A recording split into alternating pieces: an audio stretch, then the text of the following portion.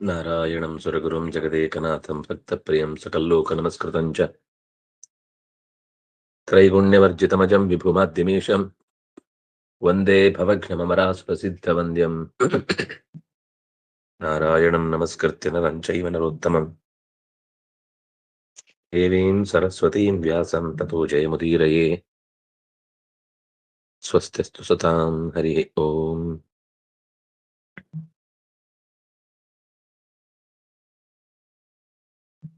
ದ್ಯೂತಂ ಛಲಯತಾಮಸ್ಮಿ. ಕ್ರೀಡಾರೂಪನಾದ ನಾನು ತಂತ್ರವನ್ನ ಹೂಡುವ ಶಕ್ತಿಯಾಗಿ ಜೂಜಿನಲ್ಲಿದ್ದೇನೆ ಅಂತ ಹೇಳಿಕೊಂಡ. ಅಷ್ಟೇ ಅಲ್ಲದೆ ಮುಂದೆ ಕೆಲವು ಮಾತು ಬಂದದ್ದು. ವೃಷ್ಣೀನಾಂ ವಾಸುದೇವೋಸ್ಮಿ, ಪಾಂಡವಾನಾಂ ಧನಂಜಯ, ಮುನೀನಾಂ ಅಪ್ಯಹಂ ವ್ಯಾಸಃ, ಕವೀನಾಂ ಉಶನಾ ಕವಿ. ದಂಡೋದಮಯತಾಮಸ್ಮಿ, ನೀತಿರಸ್ಮಿ ಜಿಗೀಷತಾಂ, ಮೌನಂ ಚೈವಾಸ್ಮಿ ಗುಹ್ಯಾನಾಂ, ಜ್ಞಾನಂ ಜ್ಞಾನವತಾಮಹಂ.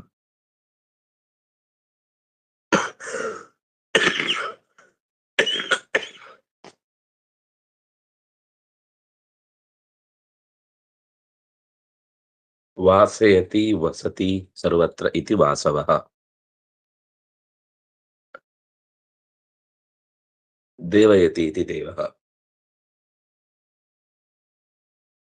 ವಾಸುದೇವ ಅನ್ನೋ ಶಬ್ದದ ಅರ್ಥ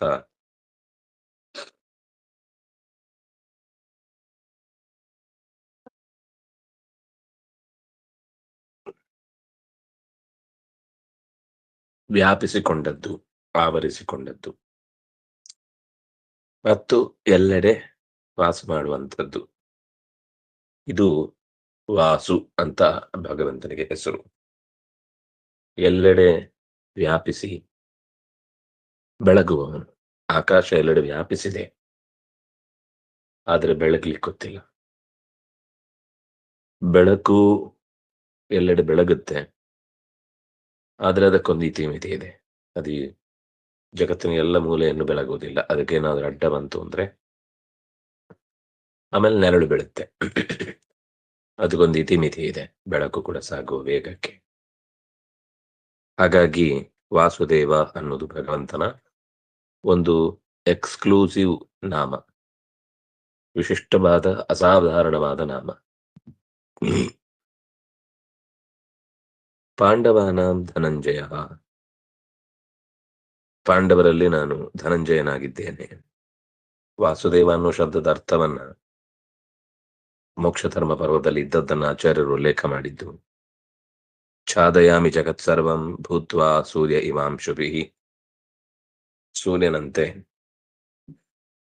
ಇಡೀ ಜಗತ್ತನ್ನ ವ್ಯಾಪಿಸಿ ನನ್ನ ಕಿರಣಗಳಿಂದ ತುಂಬಿಕೊಂಡಿದ್ದೇನೆ. ಸರ್ವಭೂತಾಧಿವಾಸಶ್ಚ ವಾಸುದೇವಸ್ತತೋ ಯಹಂ. ಅಧಿವಾಸ, ಅಧಿಕಾರಯುಕ್ತವಾಗಿ ಎಲ್ಲ ಭೂತಗಳಲ್ಲೂ ನೆಲೆಸಿದವನಾದ್ರಿಂದಾಗಿ ವಾಸುದೇವ. ವಿಶಿಷ್ಟ ಸರ್ವಂ ಸರ್ವ, ಸರ್ವಸ್ಮಾತ್ ಆಸಮಂತಾತ್ ಸ ಏವೇತಿ ವ್ಯಾಸಃ.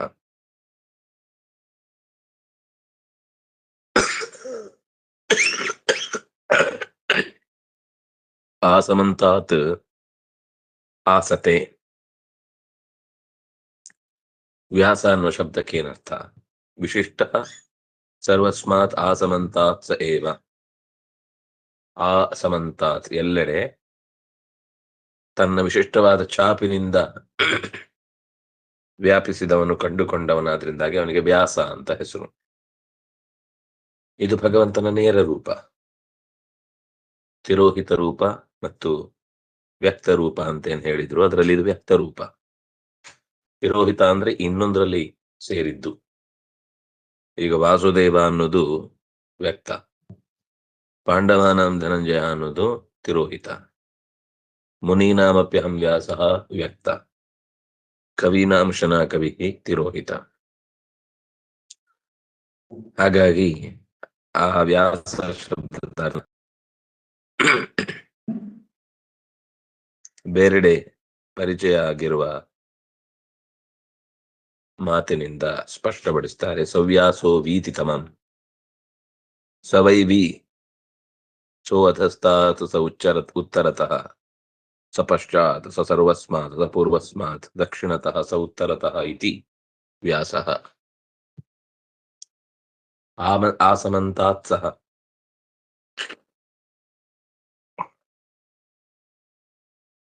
ಪೂರ್ವ, ಪಶ್ಚಿಮ, ದಕ್ಷಿಣ, ಉತ್ತರ ಅಂತ 4 ದಿಕ್ಕುಗಳಲ್ಲಿ ಯಾರು ವಿಶಿಷ್ಟವಾಗಿ ಇದ್ದಾನೋ ತಮಂ ವೀತಿ, ಕತ್ತಲೆಯನ್ನು ಕಳೆಯುವವ. ಯಾಕಂದ್ರೆ ಜಗತ್ತಿನಲ್ಲಿ ಎಲ್ಲಿ ಹೋದ್ರೂ ಮಾತು ಅಂತ ಒಂದಿರುತ್ತೆ. ವ್ಯಾಸ ಮಾತಿನ ದೇವತೆಯೂ ಹೌದು. ವ್ಯಾಸೋಚ್ಛಿಷ್ಟಂ ಜಗತ್ ಸರ್ವಂ ಅಂತ ಒಂದು ಮಾತಿದೆ.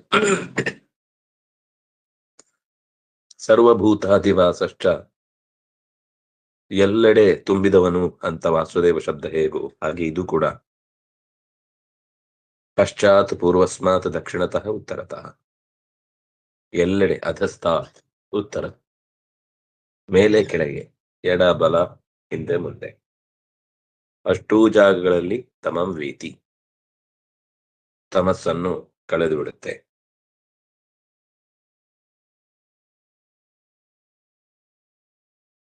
ಯಚ್ಚ ಕಿಂಚಿತ್ ಜಗತ್ಯಸ್ಮಿನ್ ದೃಶ್ಯತೆ ಶೂಯತೆ ಪಿವ ಅಂತರ್ಬಹಿಶ್ಚ ತತ್ಸರ್ವಂ ವ್ಯಾಪ್ಯ ನಾರಾಯಣ ಸ್ಮೃತಃ ಸ್ಥಿತಃ. ಏನೇನು ಈ ಜಗತ್ತಿನಲ್ಲಿ ವಸ್ತುಗಳು ತುಂಬಿಕೊಂಡಿದೆಯೋ, ನಮಗೆ ಕೇಳಿಸ್ಲಿಕ್ಕೆ ಕಿವಿಗೆ ಬೀಳುತ್ತೋ ಅಥವಾ ಕಣ್ಣಿಗೆ ಕಾಣಿಸುತ್ತೋ, ಅದೆಲ್ಲ ವಸ್ತುಗಳ ಅಂತಹ ಬಹಿ, ಒಳಗೆ ಹೊರಗೆ ಎರಡೂ ಕಡೆ ವ್ಯಾಪಿಸಿ ನಾರಾಯಣ ಇದ್ದಾನೆ. ಅದರಿಂದಾಗಿ ವ್ಯಾಸ ಶಬ್ದವನ್ನ ನಾರಾಯಣ ಪರ್ಯಾಯವಾಚಿಯಾಗಿ ಹೇಳ್ತಾ ಇದ್ದಾರೆ. ಇನ್ನು ನಾವು ನಿನ್ನೆ ನೋಡಿದ ತಾತ್ಪರ್ಯದ ಮಾತುಗಳಲ್ಲಿ ನೋಡ್ತಾ ಇದ್ರೆ ಕೀರ್ತಿ, ಶ್ರೀ, ವಾಕ್ ಇದೆಲ್ಲ ಬಂತು. ಮುಂದೆ ಸತ್ವಂ ಸಾಧುಗುಣತ್ವಾಚ್ಚ, ಸತ್ವಂ ಸತ್ವವತಾಮ ಅಂತ ಮಾತು ಬಂತು.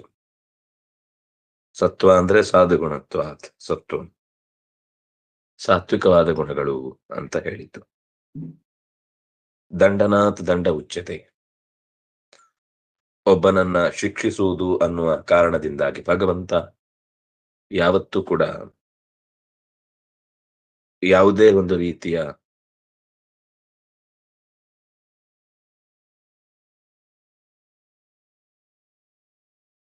ಶಿಕ್ಷೆಯನ್ನು ಕೊಡ್ತಾ ಇದ್ದಾನೆ ಅಂದ್ರೆ ಅದು ಕಾರಣಪೂರ್ವಕವಾಗಿರುತ್ತೆ.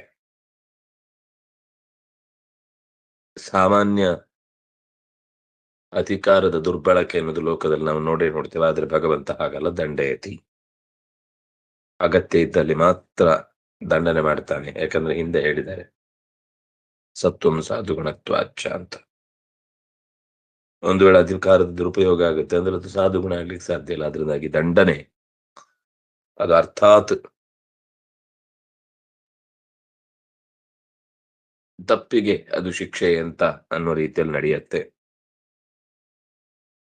ಬೃಹತ್ಸಾರೋಪೆ ಅಮೇಯಶ್ಚ ಬೃಹತ್ಸಾಮೋ ಉಶನೋಷತೆ ಬೃಹತ್ಸಾರ ಅಮೇಯಶ್ಚ ಬೃಹತ್ಸಾಮ. ಎಲ್ಲದಕ್ಕಿಂತ ಹೆಚ್ಚಿನ ಸಾರಭೂತವಾದ ತಿಳಿಯಲು ಬಾರದ ದೊಡ್ಡ ತತ್ವ ಆದ್ರಿಂದ ಅವನನ್ನ ಬೃಹತ್ ಸಾಮ ಅಂತ ಕರ್ತನು. ಆಮೇಲೆ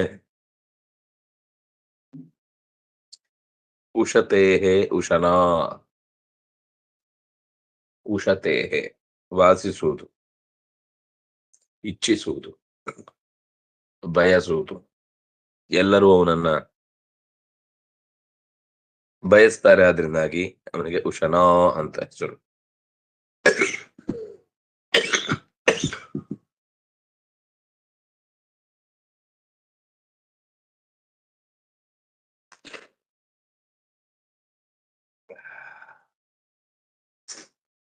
ಶುಭಾಶುಭ ಜ್ಞಾನಕರ ಕುಸುಮಾಕರ ಈರಿತಃ. ಶುಭವಾದ ಜ್ಞಾನ, ಅಶುಭವಾದ ಜ್ಞಾನ ಎರಡನ್ನೂ ಉಂಟು ಮಾಡೋನಾದ್ರಿಂದಾಗಿ ಕುಸುಮಾಕರ ಈರಿತಃ. ಜ್ಞಾನಂ ಜ್ಞಾನಾತ್ಮತೋ ಮೌನಂ ಮುನಿಡ್ಯೋ ನೀತಿರಾನಯನ್. ಜ್ಞಾನಂ ಜ್ಞಾನವತಾಮಹಂ ಅಂತ ಬಂತು.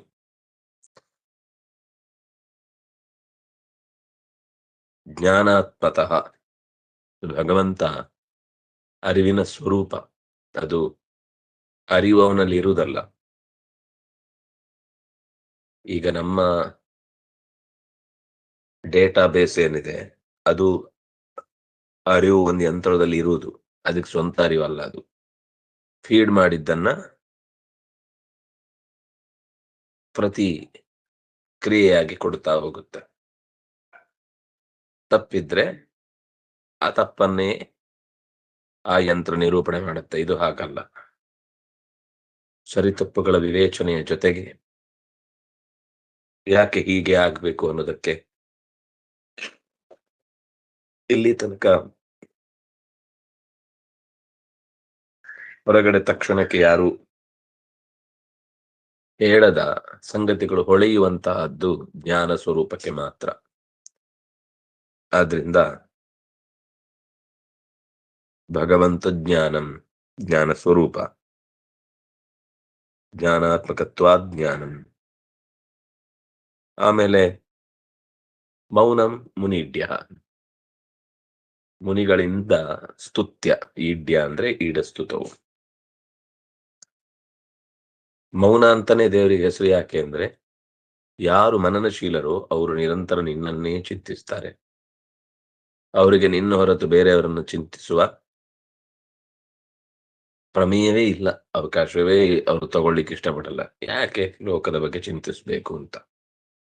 ನಿನ್ನಿಂದಾಗಿಯೇ ಇದೆಲ್ಲ ಅಂತ ಅವರಿಗೆ ತಿಳಿದಿದೆ. ಆದ್ರಿಂದಾಗಿ ಹಾಗೆ ನಿನ್ನನ್ನ ಆರಾಧಿಸ್ತಾರೆ. ಆದ್ರಿಂದಾಗಿ ಮೌನಂ. ನೀತಿ ಆನಯನ್, ನಯತೀತಿ ನೀತಿ, ಕೊಂಡೊಯ್ಯುವುದು. ಜೀವನವನ್ನ ಸರಿಯಾದ ದಾರಿಯಲ್ಲಿ, ಇನ್ನೊಬ್ಬರಿಗೆ ಹಾನಿಯಾಗದಂತೆ, ಮತ್ತೊಬ್ಬರ ಬದುಕಿನಲ್ಲಿ ಹಿಂಸೆ ಆಗದಂತೆ ಕೊಂಡೊಯ್ಯುವುದೇನಿದೆ ಅದು ನೀತಿ. ನೀತಿ ರಶ್ಮಿ ಜಿಗೀಷತಾನ್. ಗೆಲ್ಲುವ ಬಯಕೆ ಉಳ್ಳವರಲ್ಲಿ ನಾನು ನೀತಿಯಾಗಿದ್ದೇನೆ. ಅಂದ್ರೆ ತನ್ನ ಸಂಸ್ಥೆಯನ್ನು ಅಥವಾ ತನ್ನ ಆಟದ ಕೌಶಲವನ್ನು ಹೆಚ್ಚಿಸಿಕೊಂಡು ಗೆಲ್ಲಬೇಕು ಅನ್ನೋ ಬಯಕೆಯಿಂದ ತೆಗೆದುಕೊಳ್ಳುವ ಅತ್ಯಂತ ಸಹಜವಾದ ನಿರ್ಧಾರಗಳು, ಕೊಂಡೊಯ್ಯುವುದಕ್ಕಾಗಿ ಮಾಡುವ ಬೇರೆ ಬೇರೆ ತರದ ಉಪಾಯಗಳು ಎಲ್ಲವೂ ನೀತಿ ಅಂತ ಅನಿಸಿಕೊಳ್ಳುತ್ತೆ. ನೀತಿ ಆನಯನ್ ಮಾರ್ಗಾಣಾಂ ಅಂತಗತ್ವಾತ್ತು ಮಾರ್ಗಶೀರ್ಷ ಇತೀರಿತ ಪ್ರಕೀರ್ತಿತಃ. ಕೊನೆಗೆ ಮಾರ್ಗದ ಕೊನೆಗೆ ಸಿಗುವವನು, ತುದಿಯಲ್ಲಿ ದೊರಕುವವನವನೇ. ಆದ್ರಿಂದ ಅವನಿಗೆ ಮಾರ್ಗಶೀರ್ಷ ಅಂತ ಹೆಸರು. ಸುಖಂ ಪಿಬನ್ ಲೀಲಯೈವ ಕಪಿಲೋ ವ್ಯಾಸ ಏವಚ. ವಿಶಿಷ್ಟತ್ವಾತ್ ವಿಷ್ಣುನಾಮ ವಿಶಿಷ್ಟ ಪ್ರಾಣ ಸೌಖ್ಯತಃ. ಸುಖಂ ಕಂ ಪಿಬನ್ ಲೀಲಯೈವ ಕಪಿಲ. ಒಂದು ಕಶ್ಚಾಸೋ ಪಿಶ್ಚಾಸೋ ಲಶ್ಚ ಅಂತ ನೋಡಿದ್ವಲ್ಲ ಹಿಂದೆ. ಈಗ ಇನ್ನೊಂದು ರೀತಿಯಲ್ಲಿ ಗೀತಾ ತಾತ್ಪರ್ಯ ಹೇಳ್ತಾ ಇದೆ. ಸುಖಂ ಪಿಬನ್, ಸುಖವನ್ನೇ ಆನಂದವನ್ನೇ ಲೀಲೆಯಿಂದ ಅನುಭವಿಸುವವ ಕಪಿಲ. ಕಂ ಪಿಬತಿ ಲೀಲೆಯ,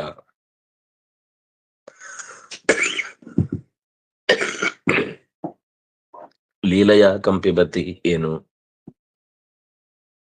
ಕಷ್ಟಪಡುವುದಿಲ್ಲ ಅಂತ ಅರ್ಥ. ಸುಖ ಪಡ್ಲಿಕ್ಕೋಸ್ಕರ ನಾವೆಲ್ಲ ಸುಖ ಬರಬೇಕು ಅಂತ ಒದ್ದಾಡ್ತೇವೆ. ಭಗವಂತನ ಸುಖ ಸಹಜವಾದದ್ದು ಮತ್ತು ಸ್ವರೂಪಭೂತವಾದದ್ದು, ಇನ್ನೊಬ್ಬರಿಂದ ಬರುವಂತದ್ದಲ್ಲ. ಅದರಿಂದಾಗಿ ಭಗವಂತನಿಗೆ ಕಪಿಲ ಅಂತ ಹೆಸರು. ಇದನ್ನ ನಾವು ಅನುಸಂಧಾನ ಮಾಡಿದ್ರೆ ನಮ್ಮ ಬದುಕಿನಲ್ಲೂ ಸುಖ ತಾನಾಗಿಯೇ ಕಾಣಿಸಿಕೊಳ್ಳುತ್ತೆ. ಅದಕ್ಕಾಗಿ ನಾವು ಶ್ರಮ ಪಡಬೇಕಾದ ಅಗತ್ಯ ಬರುವುದಿಲ್ಲ. ವ್ಯಾಸ ಶಬ್ದಕ್ಕೆ ಇನ್ನೊಂದು ವಿವರಣೆ ಇಲ್ಲಿ ಬಂದದ್ದು. ವ್ಯಾಸ ವಿಶಿಷ್ಟತ್ವಾತ್, ವಿಶಿಷ್ಟತ್ವಾತ್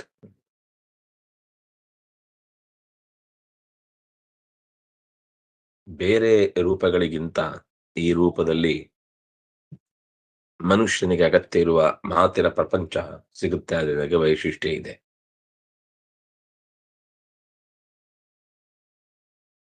ವಿಶಿಷ್ಟ ಪ್ರಾಣ ಸೌಖ್ಯತಃ ವಿಷ್ಣುನಾಮ. ವಿಶ್ ನಕಾರ ಪ್ರಾಣ ಆತ್ಮ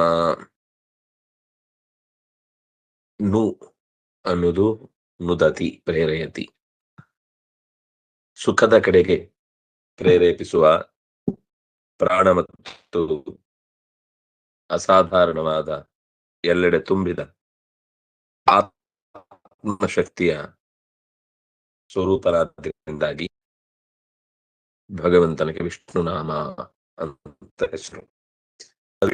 ವಿಶಿಷ್ಟನಾಗಿ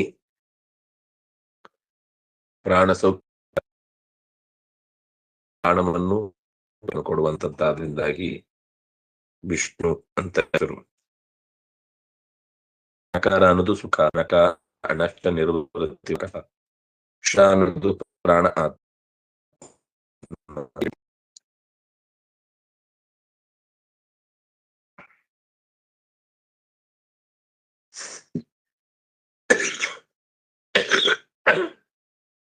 ಏವಂ ನಾನಾ ಗುಣೈರ್ವಿಷ್ಣು ನಾನಾ ನಾಮಭಿರೀರಿತಃ. ಅನೇಕ ಗುಣಗಳಿಂದ ತುಂಬಿದ ಭಗವಂತ ಅನೇಕ ನಾಮಗಳಿಂದ ಪ್ರಕೀರ್ತಿತನಾಗಿದ್ದಾನೆ. ನಾನಾ ಪ್ರಾಣ್ಯಾದಿ ಸಂತಶ್ಚ, ಅನೇಕ ರೀತಿಯ ಪ್ರಾಣಿಗಳಲ್ಲಿ ವಾಸವಾಗಿದ್ದಾನೆ. ಅದರಿಂದಾಗಿ ವಿಭೂತಿ ರೀತಿ ಶಬ್ದಿತ, ವಿಶಿಷ್ಟವಾದ ಸಕಲಭೂತಗಳಲ್ಲಿಯೂ ಇರುವವ, ಅದರಿಂದಾಗಿ ವಿಭೂತಿ. ನಾನಾ ಪ್ರಾಣ್ಯಾದಿ ಸಂಸ್ಥಶ್ಚ, ಹಲವು ರೀತಿಯ ಪ್ರಾಣಿ ಪಕ್ಷಿಗಳಲ್ಲಿ, ಜೀವರಾಶಿಗಳಲ್ಲಿ, ಭೂತ ಬೆಳವಣಿಗೆ ಉಳ್ಳ ಜೀವಿಗಳಲ್ಲಿ ತುಂಬಿದವನಾದ್ರಿಂದಾಗಿ ಅವನನ್ನ ವಿಭೂತಿ. ವಿಭೂತೀನಾಂ ಪರಂತಪ. ಶಸ್ಯಾದಿಷು ವಿಜಾತೀಯಸ್ಪದ ಸಾರದ ಕ್ವಚಿತ್. ಶಶ ಮೊದಲಾದ, ಶಶಿ ಅಂದ್ರೆ ಚಂದ್ರ, ಚಂದ್ರನೇ ಮೊದಲಾದ ವಿಜಾತೀಯವಾದ. ಈಗ ನಕ್ಷತ್ರಕ್ಕೂ ಚಂದ್ರಕ್ಕೂ ಒಂದು ಸಾಮ್ಯ ಇಲ್ಲ. ವಿಜಾತೀಯವಾದ ಪದಾರ್ಥವೊಂದು ಅದನ್ನ ನಿರ್ವಹಣೆ ಮಾಡುತ್ತೆ.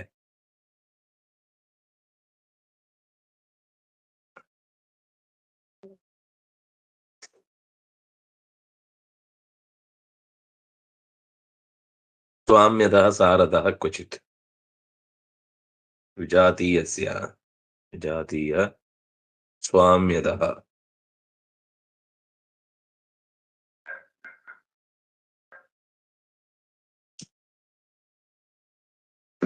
ಇನ್ನು ಶಂಕರಾಣ ರುದ್ರಾಣಾಂ ಶಂಕರಶ್ಚಾಸ್ಮಿ, ಇದು ಸಜಾತೀಯವಾದ ಗುಂಪಿನಲ್ಲಿ ಒಬ್ಬನನ್ನ ಹೇಳಿತು. ಶರ್ವಾದಿಷು ಸಜಾತೀಯ ಶ್ರೇಷ್ಠ್ಯತತ್ವೇನ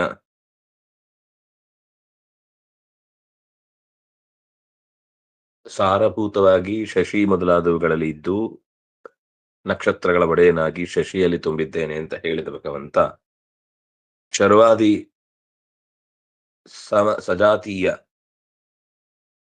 ಗುಂಪಿನಲ್ಲಿ ಶ್ರೇಷ್ಠ ಅನ್ನುವುದನ್ನ ತೋರಿಸಿಕೊಡುವಂತಹ ಮಾತುಗಳಿಂದಾಗಿ ಶಂಕರ ಅನ್ನುವ ಶಬ್ದದ ವಿವರಣೆ ಬಂತು.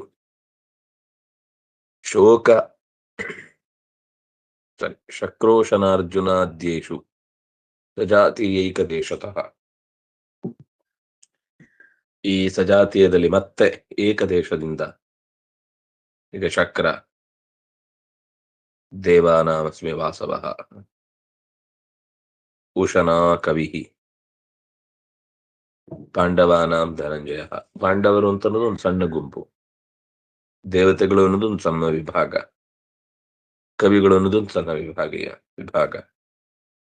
ಅದರಲ್ಲಿ ಸಜಾತೀಯವಾದದ್ರಲ್ಲಿ ಏಕದೇಶದ ಭಾಗ. ಈಗ ವೃಕ್ಷಾಣಾಂ ಅಶ್ವತ್ಥ ಅನ್ನೋದು ಸಮಸ್ತ ವೃಕ್ಷ ಬಂತು. ಆದ್ರೆ ಪಾಂಡವರು ಅಂತ ಹೇಳುವಾಗ ಜೀವಜಾತಗಳು ತುಂಬಾ ಇವೆ. ಆದ್ರೆ ಪಾಂಡವರು ಇರುವ ಕೆಲವೇ ಒಂದು ವಿಭಾಗ ಅದರಲ್ಲಿ. ದೇವೇಶು ಅಭ್ಯಧಿಕೋ ಬ್ರಹ್ಮ ಯಥೋ ವಿಷ್ಣು ಅನಂತರ. ಶಕ್ರಾದಿಗಳನ್ನ ದೇವತೆಗಳಲ್ಲಿ ಹೇಳಿದಾಗ ಬ್ರಹ್ಮಾದಿಗಳು ದೇವತೆಗಳೇ, ಆದ್ರೆ ಬ್ರಹ್ಮ ಎಲ್ಲದಕ್ಕಿಂತ ಮಿಗಿಲು.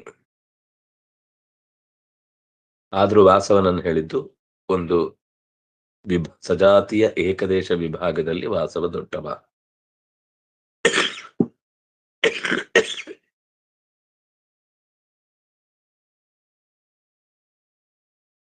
ಕವಿತ್ವಾದಿ ಗುಣೇಶ್ವೇವಂ ಯತ್ಸಮೋ ನಾಸ್ತಿ ಕಶ್ಚನ.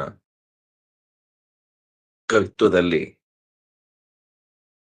ಚತುರ್ಮುಖನಿಗೆ ಮಿಗಿಲಾದೋ ಮತ್ತೊಬ್ಬೆಲ್ಲ, ಅದನ್ನ ಆದ್ರೂ ಕವೀನಾಂ ಉಶನಾ ಕವಿ ಅಂತ ಹೇಳಿದ್ದು ಮತ್ತೆ ಒಂದು ವಿಭಾಗದ ಹಿನ್ನೆಲೆಯಲ್ಲಿ. ತಥಾ ಭೀಮಶ್ಚ ಪಾರ್ಥೇಶು. ಹಾಗೆ ನೋಡಿದ್ರೆ ಪಾಂಡವರಲ್ಲಿ ಭೀಮನಲ್ಲಿ ಹೆಚ್ಚು ಸಾಮರ್ಥ್ಯ ನಾವು ನೋಡುದು. ಆದ್ರೂ ಜ್ಞಾನ ಸಾಮರ್ಥ್ಯ ಇತ್ಯಾದಿಗಳನ್ನೆಲ್ಲ ಭೀಮನಲ್ಲಿ ನೋಡಿದ್ರು ಕೂಡ ಧನಂಜಯನಲ್ಲಿ ತನ್ನ ಒಂದು ವಿಶೇಷ ರೂಪ ಇದೆ ಎನ್ನುವ ಕಾರಣಕ್ಕೆ ಅದನ್ನ ವಿಭೂತಿ ಅಂತ ಪರಿಚಯಿಸಿತು.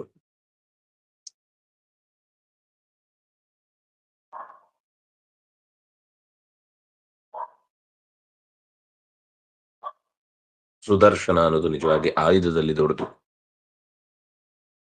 ಆದ್ರೆ ನಾವು ವಜ್ರ ಅಂತ ಹೇಳಿದ್ ಯಾಕೆ ಅಂದ್ರೆ ಅದು ಒಂದು ಏಕದೇಶ ಭಾಗ.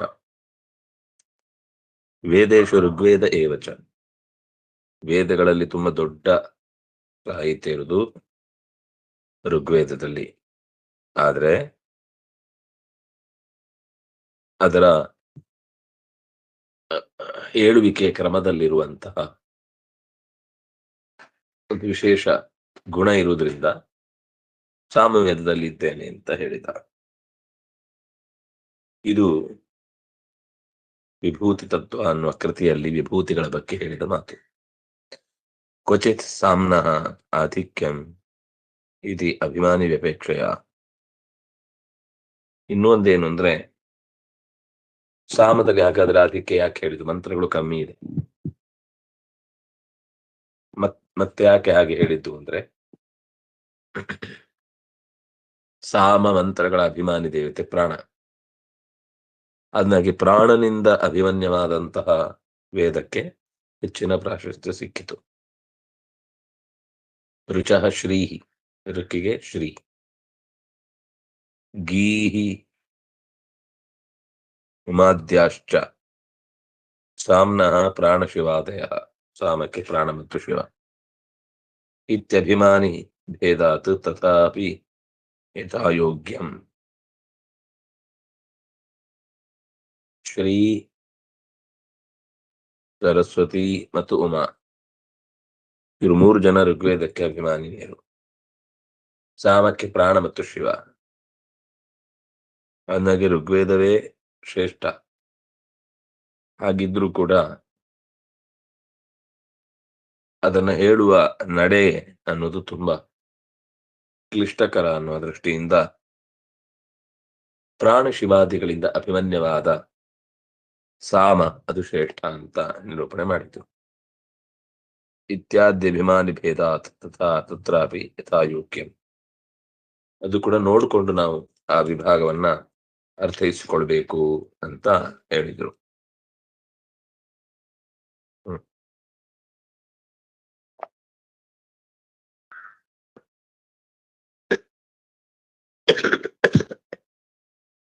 ಹೆಚ್ಚಾಪಿ ಸರ್ವಭೂತಾನ ಬೀಜಂ ತದಹಮರ್ಜುನ ನ ತದಸ್ತಿ ವಿನಾ ಯತ್ ಸ್ಯಾತ್ ಮಯಾ ಭೂತಂ ಚರಾಚರಂ. ಏನೇನು ಜೀವರಾಶಿಗಳಲ್ಲಿ ಇದೆ ಅದೆಲ್ಲದರ ಬೀಜ ಸ್ವರೂಪ ನಾನು. ನಾನಿಲ್ಲದೆ ಈ ಸಮಸ್ತ ಜೀವಜಾತಿಗಳು ಯಾವುದು ಕೂಡ ಕಣ್ಣಿಗೆ ಏನು ಗೋಚರಿಸ್ತಾ ಇದೆ ಅದು ಉಳಿಲಿಕ್ಕೆ ಸಾಧ್ಯ ಇಲ್ಲ ನಾನಿಲ್ಲದೆ ಇದ್ರೆ.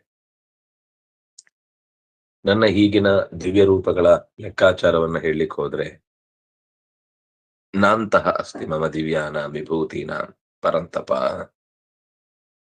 ನನ್ನ ದಿವ್ಯವಾದ ರೂಪಗಳ ಬಗೆಗೆ ಕೊನೆ ಆಡ್ಲಿಕ್ಕೆ ಸಾಧ್ಯ ಇಲ್ಲ. ಈ ವಿಭೂತಿಯ ಪರಿಚಯ ಮಾಡಿದ್ರ ಉದ್ದೇಶ ಒಂದು ತಾತ್ಕಾಲಿಕ ಕೆಲವು ಸಂಗತಿಗಳಾದ್ರೂ ಕೂಡ ನಮ್ಮ ತಲೆಯಲ್ಲಿ ಇರ್ಲಿ ಅನ್ನೋ ದೃಷ್ಟಿಯಿಂದ. ಏಷತು ಉದ್ದೇಶತಃ ಪ್ರೋಕ್ತ, ಇದನ್ನ ಗಮನಿಸಿ ಹೇಳಿತ್ತು. ಆದ್ರೆ ವಿಭೂತಿಯ ವಿಸ್ತಾರ ಇನ್ನೂ ಹೆಚ್ಚಿದೆ. ಹೇಳಿರುವಷ್ಟು ತುಂಬಾ ಅಗತ್ಯದ್ದು ಅನ್ನೋದಕ್ಕೋಸ್ಕರ ಹೇಳ್ತು. ಉಳಿದಿದ್ದ ಅಗತ್ಯ ಇಲ್ಲ ಅಂತಲ್ಲ, ಎಲ್ಲವೂ ಅಗತ್ಯವೇ. ಭಗವಂತನ ವಿಭೂತಿಗಳಲ್ಲಿ ಇದು ಅನಗತ್ಯವಾದ ವಿಭೂತಿ ಅಂತಿದೆಯಾ? ಎಲ್ಲಾ ವಿಭೂತಿಗಳು ಕೂಡ ಲೋಕಕ್ಕೆ ಉಪಕಾರಕವೇ ಮತ್ತು ಅತ್ಯಂತ ಹೆಚ್ಚು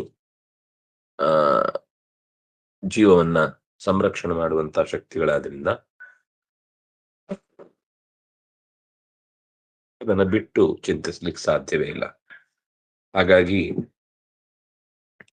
ಮಯಾ ವಿನಾ ಯದ್ಭೂತಂ ಸ್ಯಾ ತನ್ನಾಸ್ತಿ, ನಾನು ಹೊರತುಪಡಿಸಿದ ವಿಭೂತಿ ಶಕ್ತಿ ಜಗತ್ತಿನಲ್ಲಿ ಎಲ್ಲೂ ಇಲ್ಲ. ವಿಶ್ವರೂಪ ಅನಂತಕತೆ ಅನಂತಭಾಗ ಅನಂತಕಃ ಅನಂತ ಇತ್ಯಾದಿ ಈ ಮೋಕ್ಷ ಧರ್ಮೇ. ಭಗವಂತ ವಿಶ್ವರೂಪ, ಅನಂತ ವಸ್ತುಗಳಲ್ಲಿ ತುಂಬಿದವನು, ಅನಂತ ವಿಭಾಗಗಳಲ್ಲಿ ತನ್ನನ್ನ ಬೇರ್ಪಡಿಸಿಕೊಂಡವನು, ಎಲ್ಲಾ ಕಡೆಗೆ ಹೋಗ್ತಾನೆ ಇರುವವನು. ಯಾಕಂದ್ರೆ ಅವನು ಅನಂತ, ಅವನಿಗೆ ಕೊನೆ ಇಲ್ಲ. ಹೀಗೆ ಅಂತ ಮೋಕ್ಷ ಧರ್ಮದಲ್ಲಿ ಹೇಳಿದ್ದಾರೆ. ಅದರಿಂದಾಗಿ ನಾಂತೋಸ್ತಿ ಮಮ ದಿವ್ಯಾನ, ನನ್ನ ದಿವ್ಯ ರೂಪಗಳಿಗೆ ವಿಭೂತಿಗಳಿಗೆ ಕೊನೆ ಇಲ್ಲ ಅನ್ನೋದನ್ನ ಈ ಪದ್ಯದ ಮೂಲಕ ನಿರೂಪಣೆ ಮಾಡಿದ್ರು. ಮತ್ತೆ ನಾಳೆ ಮುಂದೆ 39-40 ಆಯ್ತು, 41-42 ಭಾಷ್ಯ ಮತ್ತು ತಾತ್ಪರ್ಯದ ಮಾತುಗಳನ್ನ ನಾವು ನೋಡ್ಲಿಕ್ಕಿದೆ. ನಾಳೆ ಮತ್ತೆ ಸೇರೋಣ. ಶ್ರೀ ಹರಿಪ್ರಿಯದ ವಿಶ್ವೇಶತೀರ್ಥ ಗುರುಗಳ ಆರಾಧನೆಯ ಸಂದರ್ಭದಲ್ಲಿ ಅವರ ಜೀವನಾದರ್ಶ ಎಲ್ಲಾ ಕಾಲಕ್ಕೂ ಅನುಸರಿಸೋಕೆ ಯೋಗ್ಯವಾದದ್ದು. ಮತ್ತೆ ಮತ್ತೆ ನಮಗಂತ ಗುರುಗಳು ಸಿಗ್ತಾ ಇರಬೇಕು. ಅವರಿಂದ ಸಮಾಜ ಪಡೆದ, ಅಂದ್ರೆ ಒಂದು ರೀತಿ ವಿಭೂತಿ ಅಂತಂದ್ರೆ ಭಗವಂತನ ಒಂದು ವಿಭೂತಿ ಅವರಲ್ಲಿ ಇತ್ತು, ಆದ್ರಿಂದಾಗಿ ಇಷ್ಟೆಲ್ಲ ನಡೆಯಿತು. ನಾವು ವ್ಯಾಸರಾಜರನ್ನು ಅಥವಾ ವಾದಿರಾಜರನ್ನು ನೋಡ್ಲಿಲ್ಲ ಅಂತ ಬಹಳ ಜನ ವ್ಯಥೆಪಟ್ಟ ಸಂದರ್ಭದಲ್ಲಿ ಹೇಳಿದ ಮಾತು, ನಾವು ಅವರನ್ನು ನೋಡ್ಲಿಲ್ಲ ಅಂದ್ರೆ ಇವರನ್ನು ನೋಡಿದ್ದೀವಿ ಅಂತ. ಒಂದು ಕ್ಷಣ ವ್ಯರ್ಥ ಮಾಡದೆ ಕೇವಲ ಪರ ಉಪಕಾರಕ್ಕಾಗಿ, ಸಮಾಜದ ಉದ್ಧಾರಕ್ಕಾಗಿ ತನ್ನ ಜೀವನವನ್ನು ಸವೆಸಿದ ಮಹಾನ್ ಚೇತನ ಭಗವಂತನ ಒಂದು ವಿಶಿಷ್ಟ ವಿಭೂತಿಯ ಸನ್ನಿಧಾನ ಅನ್ನೋದು ಸುಳ್ಳಲ್ಲ. ಅವರ ಆಲೋಚನೆ ವೇಗಕ್ಕೆ ಬಹುಶಃ ಅವರ ಸುತ್ತ ಇರೋರು ಯಾರು ಸಾಕಾಗಲಿಲ್ಲ. ಅದರಿಂದಾಗಿ ಅವರ ವೇಗ ಕುಂಠಿತವಾಯಿತು. ಆದ್ರೆ ಹಾಗಂತ ಹೇಳಿ ಅವರು ಅದನ್ನು ಬೇಸರವು ಮಾಡಿಕೊಳ್ಳಿಲ್ಲ. ನಾನು ಪ್ರಯತ್ನ ಪಡಬೇಕಾದಲ್ಲಿ ಪ್ರಯತ್ನ ಪಟ್ಟು ನನ್ನ ಕೆಲಸ ನಾನು ಮಾಡ್ತೇನೆ ಅಂತ ಅವರು ನಿರಂತರ ಆ ಶ್ರದ್ಧೆಯನ್ನು ತೋರಿದ್ದಾದ್ರಿಂದ ಅವರಿಗೆ ಭಗವಂತನ ವಿಶೇಷವಾದ ಪ್ರೀತಿ ಸಂಪಾದನೆ ಮಾಡುವ ದಾರಿಗಳು ನಿತ್ಯ ಬದುಕಿನ ನಿತ್ಯ ಚಟುವಟಿಕೆಗಳೇ ಆಗಿದ್ದು ಹೊರತು ಅದಕ್ಕೋಸ್ಕರ ಬೇರೆ ತಪಸ್ಸು ಅಂತ ಅವರು ಯೋಚನೆ ಮಾಡುತ್ತಿರ್ಲಿಲ್ಲ. ಹಾಗಾಗಿ ಪ್ರತಿ ಪ್ರಾಣಿ ಪಕ್ಷಿಗಳಲ್ಲೂ ಕೂಡ ಕಾಳಜಿಯನ್ನು ತೋರಿಸ್ತಾ ಇದ್ದಂತಹ ಅವರು ಎಲ್ಲಾ ಜೀವಿಗಳ ಕಲ್ಯಾಣ ಆಗಬೇಕು ಅಂತ ಬಯಸ್ತಾ ಇದ್ದ ಒಂದು ಮಹಾನ್ ಪ್ರತಿಭೆ. ಅವ್ರಿಗೆ ಒಳ್ಳೆ ಸಂಸ್ಕೃತ ಇತ್ತು, ಒಳ್ಳೆ ಕನ್ನಡ ಇತ್ತು, ಹಿಂದಿನೂ ಮಾತಾಡ್ತಿದ್ರು. ಅದರಿಂದಾಗಿ ಎಲ್ಲೆಲ್ಲಿ ಸಾಧ್ಯವೋ ಅಲ್ಲೆಲ್ಲ ಹೋಗಿ ದೇಶಾದ್ಯಂತ ಬಾಯ್ಬಿಟ್ಟು ಹೇಳ್ತಿದ್ರು, ನಾನು ಮಧ್ವ ಗುರುಗಳ ಶಿಷ್ಯ, ಆ ಪರಂಪರೆಯಲ್ಲಿ ಬಂದವನು, ನಾನು ಅದನ್ನೇ ಬೋಧಿಸುವುದು. ನಿಮ್ಗಿಷ್ಟ ಆಗುತ್ತೆ ಅಂತ ನಾನು ಮಧ್ಯದಲ್ಲಿ ಇನ್ಯಾವುದೋ ಒಂದು ಫಿಲಾಸಫಿಯನ್ನು ನಾನು ಬೋಧಿಸ್ಲಿಕ್ಕೆ ಇಷ್ಟಪಡಲ್ಲ. ಆದ್ರೆ ಅದನ್ನು ಓದುವವರು ನಾನು ಯಾವತ್ತೂ ವಿರೋಧಿಸ್ಲಿಲ್ಲ, ದ್ವೇಷಿಸ್ಲಿಲ್ಲ. ವಿಷಯನಿಷ್ಠವಾಗಿ ಚರ್ಚೆ ನಡೆದಾಗ ತಪ್ಪಿದೆ ಅಂತ ಹೇಳ್ತಾ ಇದ್ದ ಸ್ವಭಾವದವರು. ಹೀಗೆ ಅವರಷ್ಟು ಉತ್ತಮವಾದ ವಾಗ್ಮಿಗಳಿರ್ಲಿಲ್ಲ, ಅಥವಾ ಈ ಚರ್ಚೆಗಳು ನಡೆದಾಗ ಸೂಕ್ಷ್ಮವಾದ ಶಾಸ್ತ್ರೀಯ ಸಂಗತಿಗಳನ್ನ ಬಾಳೆಹಣ್ಣು ಸಿಪ್ಪೆ ಸುಲಿದ ಹಾಗೆ ಹೇಳುವ ತಾಕತ್ತು ಇಡೀ ದೇಶದಲ್ಲಿ ಅವತ್ತಿಗೆ ಇರಲಿಲ್ಲ, ಇವತ್ತಿಗಿನ್ನೂ ಇಲ್ಲ. ಗೋವಿಂದಾಚಾರ್ಯ ಯಾವಾಗ್ಲೂ ಹೇಳ್ತಿದ್ರು, ಅವರಷ್ಟು ಆ ಬುದ್ಧಿವಂತಿಕೆ, ಅವರಷ್ಟು ಕಾಳಜಿ, ಅವರಷ್ಟು ಸಮಾಜದ ಮೇಲೆ ಅವರು ತೋರುವ ಪ್ರೀತಿ ಈ ಕಾಲದಲ್ಲಿ ನಾವು ಯಾರಲ್ಲೂ ನೋಡ್ಲಿಕ್ಕೆ ಸಾಧ್ಯ ಇಲ್ಲ ಅಂತ. ಹಾಗಾಗಿ ಅಂತಹ ವಿಭೂತಿಯ ರೂಪವನ್ನ ಸ್ಮರಣೆ ಮಾಡಿ ಭಗವಂತನ ವಿಶೇಷ ಸನ್ನಿಧಾನವನ್ನ, ಅವರಲ್ಲಿರುವ ಗೋಪಾಲಕೃಷ್ಣನನ್ನ ಸ್ಮರಿಸಿ ನಮ್ಮ ಬದುಕಿಗೆ ಅಂತಹ ಗುರುಗಳ ಪರಂಪರೆ ನಿರಂತರ ಮುಂದುವರಿಯಲಿ ಅಂತ ಪ್ರಾರ್ಥಿಸೋಣ. ಶ್ರೀ ಹರಿಪ್ರಿಯತಾಂ ಶ್ರೀಕೃಷ್ಣ ಅರ್ಪಿತಮಸ್ತು.